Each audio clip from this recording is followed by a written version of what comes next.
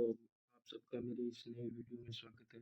उम्मीद करता हूँ आप सब अच्छे होंगे। दोस्तों आज के वीडियो में हम जानेंगे सीएसएम टेक्नोलॉजी आईपीओ की डिटेल्स के बारे में, कंपनी के फंडामेंटल्स के बारे में और कंपनी काम क्या करती है उसके बारे में डिटेल्स में पता करेंगे। तो बिना समय गंवाए वीडियो को शुरू करते हैं। मेरे ऐसे वीडियो देखने के लिए चैनल को सब्सक्राइब करें और बेल आइकन को प्रेस करना ना भूलें। दोस्तों ये कंपनी 1998 में बनी है। ये प्रमुख रूप से आईटी सॉल्यूशन प्रोवाइड करवाती है। लगभग अपने ही सेक्टर में इसको 27 ईयर हो गए हैं और ये मुख्य रूप से सरकारी और प्राइवेट दोनों में अपने आईटी सॉल्यूशन प्रोवाइड करवाती हैं। इसके की प्रोजेक्ट हैं agriculture, education, governance, industry, trade, urban development type के और प्रोजेक्ट्स काम कर रही है। अब हम बात करते हैं आईपीओ के डिटेल्स के बारे में। दोस्तों ये आईपीओ 24 तारीख से 29 तारीख के बीच में ओपन रहने वाला है। इसकी लिस्टिंग 2 तारीख को होगी और फेस वैल्यू 10 रुपये पर ये आईपीओ आने वाला है। इसका प्राइस बैंड रखा गया 107 रुपये से 113 रुपये के बीच में। 132 शेयर्स का ये लॉट होगा। पूरा का पूरा फ्रेश इश्यू है, इसमें किसी भी प्रकार का ओपस शामिल नहीं है और इसकी लिस्टिंग बीएसई और एनएसई दोनों प्लेटफॉर्म पे होने वाली है। अब हम बात करें इसकी कुछ इम्पोर्टेंट डेट के बारे में, तो आईपीओ 24 तारीख को ओपन होगा, वहीं 29 तारीख तक ये चलेगा और इसका अलॉटमेंट 30 तारीख को होगा और जिनको अलॉट नहीं होगा उनका रिफंड 1 तारीख को रिलीज़ कर दिया जाएगा और जिनको अलॉट हो चुका है उनको शेयर्स क्रेडिट कर दिए जाएंगे 1 तारीख में और वहीं 2 तारीख को इसकी लिस्टिंग है। अब हम बात करते हैं इसके कोटा के बारे में। क्यूआईबी को 50% का कोटा अलॉट हुआ है और रिटेलर्स के लिए 35% का कोटा रखा गया है। एनआईआईज के लिए 15% से ज़्यादा कोटा नहीं होगा। कंपनी की लॉट साइज डिटेल कुछ इस प्रकार रहेगी। रिटेलर को मिनिमम 15,000 रुपये अप्लाई करने के लिए देने पड़ेंगे और इस प्रकार से हाईएस्ट रिटेलर्स 13 लॉट अप्लाई कर सकते हैं 1,93,908 रुपीज़ के लिए। स्मॉल एच एन आई को मिनिमम 2,08,000 रुपये पे करने पड़ेंगे अप्लाई करने के लिए और मैक्सिमम 9,99,000 जैसा अमाउंट रखा गया और बिग एच.एन.आई को लगभग मिनिमम 10,14,000 जैसा पेमेंट करना पड़ेगा।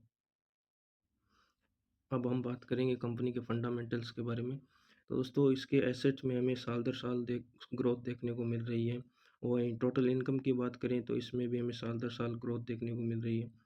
प्रॉफिट आफ्टर टैक्स की बात करें तो इसमें 2023 में लगभग 16 करोड़ का प्रॉफिट कमाया था, वहीं 2024 में ये हल्का सा डिप देखने को मिल रहा है। इसमें लगभग 12.5 करोड़ रुपए प्रॉफिट कमाया था। वहीं 31 मार्च 2025 तक ये 14 करोड़ रुपए का प्रॉफिट किया। हम 31 मार्च 2025 तक का डेटा कंसीडर कर रहे हैं क्योंकि 2025-26 का पूरा डेटा अवेलेबल नहीं है यहाँ पर। अब हम बात करेंगे कि आईपीओ के पैसे से क्या काम करने वाली है। तो लगभग 56 करोड़ रुपए ये अपने रिक्वायरमेंट ऑफ कैपिटल के लिए काम में लेने वाली हैं। वहीं 23 करोड़ रुपए लगभग ये अपने रिपेमेंट और आउटस्टैंडिंग के लिए काम में लेने वाली है। वहीं आगे हम इसका आरओई देखें तो लगभग 21% का आरओई है, जो कि एक अच्छा आरओई है और आरओसी लगभग 23% के पास में है, ये भी एक अच्छा है। डेट टू इक्विटी अगर हम देखें तो 0.46 का है, ये भी डेट यानी कि डेट कंट्रोल में दिखाई दे रहा है।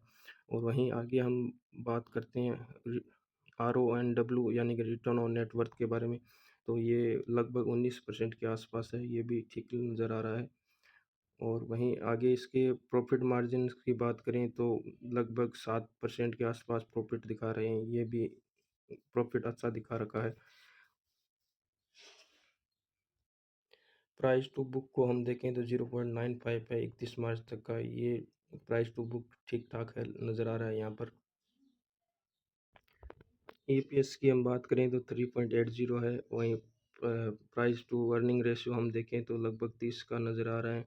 इसका प्राइस टू अर्निंग रेशियो हमें अदर कंपनी के साथ भी कंपेयर करना पड़ेगा और वहीं इसका मार्केट लगभग 583 करोड़ रुपए है, जिससे पता चल रहा है कि ये स्मॉल कैप कंपनी है। इसने अपने कुछ पीयर कंपैरिजन मेंशन किए हैं, उनके साथ में इसका डाटा मिला के चेक करते हैं। तो दोस्तों इसका कंपनी का सीएसएम टेक्नोलॉजी का पीई रेशो लगभग 30 का निकल के आ रहा है। वहीं आगे हम बात करें अदर्स कंपनीज़ का लगभग 4 से लेके 25 के बीच में नज़र आ रहा है। तो इस हिसाब से देखें तो इसकी वैल्यूएशन थोड़ी हायर नज़र आ रही है, वैल्यूएशन सस्ती दिखाई नहीं दे रही है। इसका प्राइस टू बुक 0.95 था, वहीं अदर कंपनीज़ का 0.23 से लेके 1.98 के बीच में है। तो प्राइस टू बुक वाइज़ ये वैल्यूएशन ठीक-ठाक नज़र आ रही है। वैल्यूएशन ज़्यादा सस्ती नहीं है पर ज़्यादा महंगी भी नज़र नहीं आ रही है। तो आइए अब हम जानते हैं फाइनल वर्डिक्ट के बारे में हमें इस आईपीओ में अप्लाई करना चाहिए कि नहीं करना चाहिए। दोस्तों इसके हम 4 पैरामीटर्स देख रहे हैं अभी।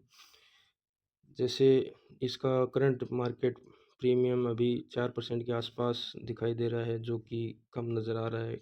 हमारा मिनिमम क्राइटेरिया 20% का रहता है। और वहीं इसके फंडामेंटल की बात करें तो फंडामेंटल्स ठीक-ठाक नज़र आ रहे हैं। और वैल्यूएशन के हिसाब से प्राइस टू अर्निंग रेशियो के हिसाब से थोड़ी हायर साइड नज़र आ रही है। वहीं प्राइस टू बुक के से बात करें तो वैल्यूएशन ठीक-ठाक नज़र आ रही है, ज़्यादा सस्ती नहीं है, महंगी भी नहीं है।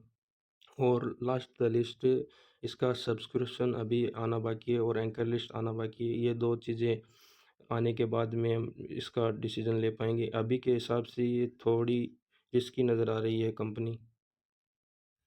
दोस्तों आईपीओ में अप्लाई करने से पहले अपने वित्तीय सलाहकार की सलाह अवश्य लें। मेरी तरफ से किसी भी प्रकार का अप्लाई करने या नहीं करने का कोई डिसीज़न ना लें। ये अपने रिस्क और अपने एनालिसिस के हिसाब से बनाएं। और मेरे ऐसे ही वीडियो देखने के लिए मेरे चैनल को सब्सक्राइब करें और बेल आइकन को प्रेस करना ना भूलें। धन्यवाद।